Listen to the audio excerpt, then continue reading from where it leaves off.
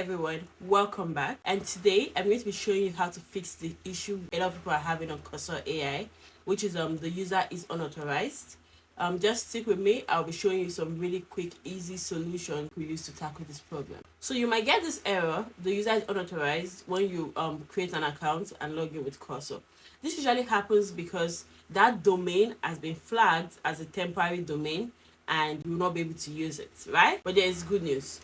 I have 3 options for a workaround to get around this problem. First, you can use the tempmail.org and on Incognito mode. So normally when you open it on your normal browser, even if you refresh actively, it shows you just one email, right? Just one temporary email.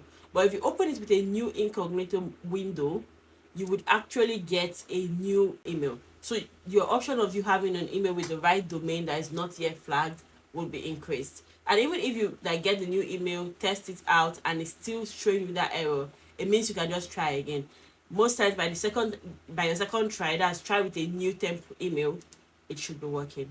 The second option is also to use one of the valid email addresses like the Gmail, Outlook, Yahoo, Proton, and what other options are there, right? You can always use any of those properly set up mails that are not temporary mails, and you will not experience this issue.